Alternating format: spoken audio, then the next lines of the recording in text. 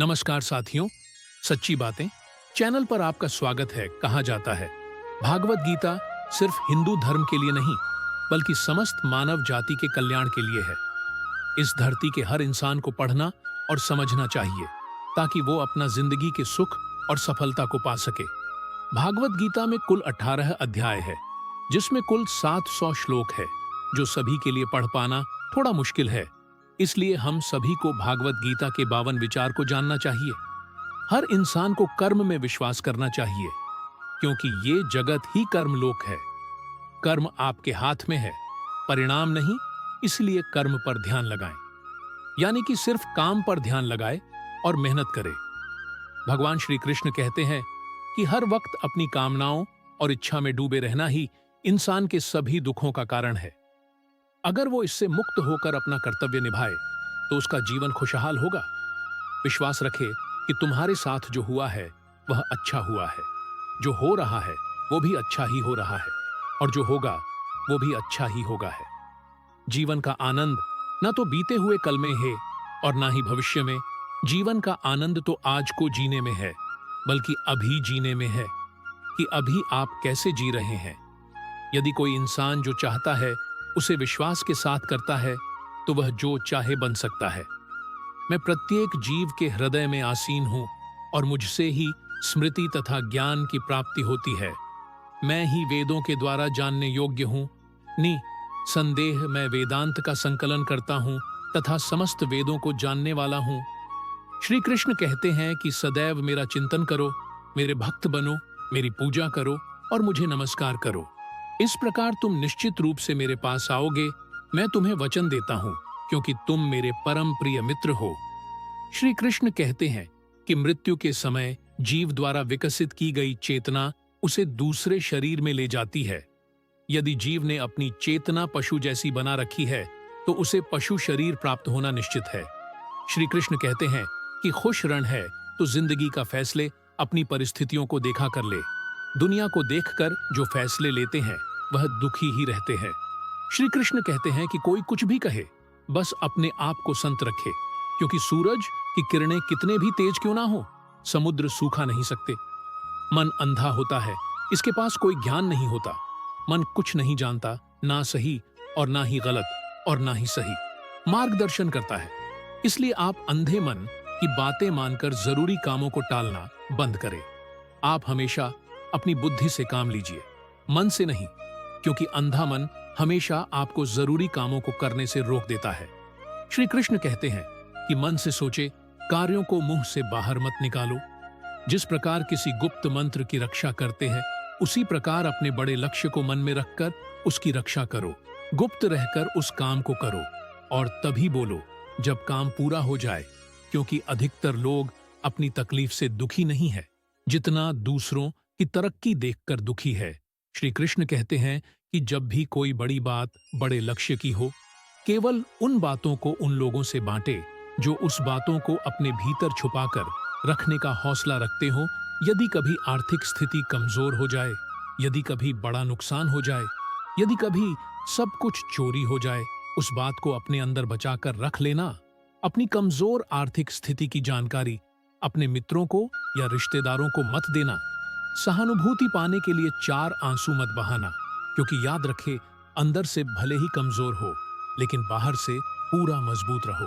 क्योंकि यदि लोगों को पता चल जाएगा कि आपके पास पैसों की कमी है, आर्थिक स्थिति की दिक्कत है, वह अपना पैसा आपके व्यवहार से निकाल लेंगे। समय से पहले आप खत्म हो जाएंगे, क्योंकि यही प्रकृति का नियम है। जिसके पास पैसा है उसे ही पैसा मिलता है और पैसा पाने के लिए पैसा दिखाना पड़ता है। श्री कृष्ण कहते हैं कि एक बात हमेशा याद रखें, पहले तो किसी मित्र पर विश्वास ना करें। यदि आपके आसपास ऐसे कोई व्यक्ति है जिनकी जीवन शैली लगातार नकारात्मक कार्यों में लिप्त है, वो कितने भी गरीब दोस्त क्यों ना हो, आज नहीं तो कल आपको नुकसान जरूर पहुंचाएंगे। श्री कृष्ण कहते हैं कि आपकी जिंदगी में कुछ नहीं बदलेगा जब तक आप खुद को नहीं बदलोगे। मुंह पर सच बोल देने और गुस्सा कर लेने वाले लोग उन लोगों से कई गुना बेहतर है जो आपके सामने कुछ और है और पीठ पीछे कुछ और है। कौवा कोयल की आवाज को दबा सकता है, मगर खुद की आवाज मधुर नहीं कर सकता। उसी तरह निंदा करने वाले व्यक्ति सज्जन को बदनाम कर सकता है, मगर खुद को सज्जन नहीं बना सकता। श्री कृष्ण कहते हैं कि अगर अकेलापन है तो उसे एक वरदान समझे, क्योंकि परमात्मा ने तुम्हें खुद में सुधार लाने का थोड़ा अधिक समय दे दिया है। अकेले रहने का आनंद लेना सीखे, क्योंकि कोई भी आपके साथ हमेशा के लिए नहीं रहेगा। श्री कृष्ण कहते हैं कि कामयाब इंसान खुश रहे या ना रहे, खुश रहने वाला इंसान कामयाब जरूर हो जाता है। श्री कृष्ण कहते हैं कि उन्हें छोड़ देना उचित है जो आपके होने का मूल्य नहीं जानते। यदि जगत में प्रत्येक काम मनुष्य द्वारा संभव होता तो मेरा अस्तित्व ही नहीं होता। जहां से तुम्हारे रत्नों का अंत होता है, वहीं से मेरा अर्थात ईश्वर का कार्य प्रारंभ होता है। श्री कृष्ण कहते हैं कि बच्चा क्या खाएगा, क्या पिएगा, क्या पहने, इसका ध्यान बच्चा नहीं, उसकी मां रखती है। हमें क्या देना है और क्या नहीं देना है, स्वयं भगवान देखते हैं। श्री कृष्ण कहते हैं कि मन एक सुंदर सेवक और खतरनाक स्वामी है। जीवन मनुष्य के जीवन केवल उसके कर्म पर चलता है।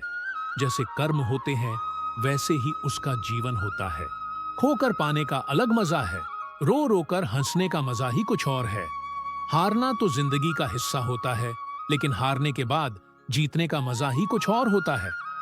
अच्छा बनने के लिए किसी का नकल करने का जरूरत नहीं, खुद इतना अच्छा बनो कि लोग आपकी नकल करने लगे।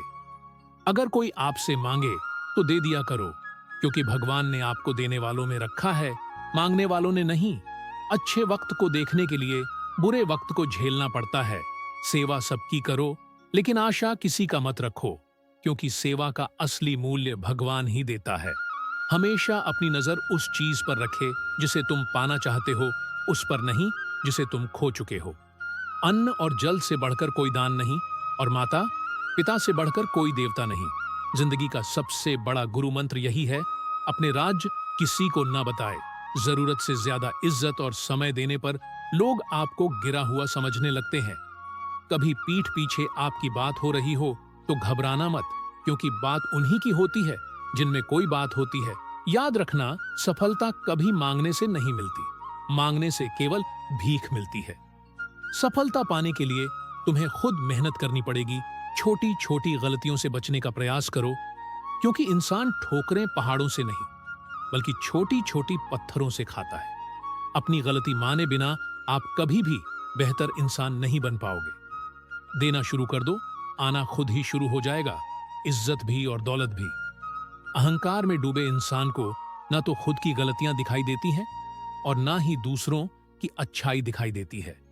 जीवन में जितनी कठिन परिस्थितियां आएगी, उतना ही आप मजबूत बनते जाओगे, और जितना आप मजबूत बनते जाओगे, जिंदगी उतनी ही आसान होती जाएगी। यही जिंदगी का नियम है। याद रखना, अपमान का बदला लड़ाई करके नहीं, सामने वाले से अधिक सफल होकर लिया जा सकता है। अगर बुरा करने का ख्याल आए तो उसे कल पर टाले, और अच्छा करने का ख्याल आए तो उसे आज जी कर डालो। साथ रहकर कोई छल करे तो उससे बड़ा कोई शत्रु नहीं हो सकता, और जो हमारे मुंह पर हमारे बुराई बात दे, उससे बड़ा कोई मित्र नहीं हो सकता। याद रहे, साफ साफ बोलने वाला कड़वा जरूर होता है, मगर विश्वासघाती नहीं। त्याग दो अपने बुरे कल को, क्योंकि उसका प्रभाव आने वाले कल को दूषित कर देगा। जिंदगी जीने के दो तरीके हैं, एक तो जो पसंद है उसे हासिल करो, और दूसरा जो हासिल है उसे तुम पसंद करना सीख लो। चीजों की कीमत मिलने से पहले होती है, और इंसान की कीमत खो देने के बाद मुफ्त में तो सिर्फ माँ बाप का ऊपर मिलता है। बाकी इस दुनिया में हर रिश्ते के लिए कुछ ना कुछ चुकाना पड़ता। बेइज्जती का जवाब इतनी इज्जत से दीजिए कि सामने वाला भी शर्मिंदा हो जाए। आप जब तक अपनी कठिनाइयों और समस्याओं का जिम्मेदार दूसरों को मानते रहोगे, तब तक कभी भी आप अपनी समस्या और कठिनाइयों को नहीं मिटा सकते। जितना ज्यादा हो सके सुनो, और जितना हो सके उतना काम बोलो। इसलिए शायद भगवान ने हमें दो कान और एक ही मुंह दिया है। माफी बार बार कीजिए, लेकिन विश्वास सिर्फ एक बार कीजिए। जिंदगी में कभी भी किसी को इतना महत्व मत दो कि वह तुम्हारे चेहरे से मुस्कान ही छीन ले। अपने जीवन की समस्याएं किसी के साथ साझा मत कीजिए, क्योंकि 80% लोगों को उससे कोई फर्क नहीं पड़ता। बाकी 20% लोग खुश होंगे कि आपके जीवन में यह समस्या है। कामयाबी तो सिर्फ वही हासिल करता है जो वक्त और हालातों पर रोया नहीं करते। कुछ भी स्थायी नहीं है। अपने आप को अधिक तनाव ना दे, क्योंकि स्थिति चाहे कितनी भी खराब हो, यह बदल जाएगी। वक्त के साथ साथ बहुत कुछ बदल जाता है। लोग भी, रास्ते भी, एहसास भी, और कभी हम खुद भी। जहां लगे कि हमारी वजह से दूसरों को तकलीफ हो रही है, वहां से हट जाना बेहतर है। गलतियों में वह ताकत होती है जो आपको पहले से बेहतर बना सके। छल, कपट और पाप उतना ही करना जितना आप भुगत सको, क्योंकि कुदरत किसी को नहीं छोड़ता। सबका हिसाब जमीन पर ही होता है। अगर आपका कोई है, तो इसका मतलब आप उन जगहों पर भी खामोश थे जहां सत्य बोलना बहुत जरूरी था। भगवान श्री कृष्ण कहते हैं, मन को बस में करने के लिए मन को एक काम पर लगा दो, वो वहां से भागेगा। उसे पकड़ कर लाओ, वो फिर भागेगा। उसे फिर पकड़ो। ऐसा बार बार करना पड़ेगा। मन को भी नियंत्रण के रस्सी में बांधकर बार बार अपने रास्ते पर लाया जाता है, तो अंत में वो अपने स्वामी का कहना मानना शुरू कर देता है। इसी को कहते हैं अभ्यास का तलवार चलना। निष्कर्ष, भगवत गीता से हमें यह सीख मिलता है कि हमें अपने कर्तव्यों को बिना फल की इच्छा किए करना चाहिए। कर्म करना हमारा अधिकार है, परंतु उसके रिजल्ट पर हमारा कोई नियंत्रण नहीं। इस युग के हर समस्याओं का हल है। श्रीमद् भगवत गीता में श्री कृष्ण ने अर्जुन को गीता का ज्ञान क्यों दी थी?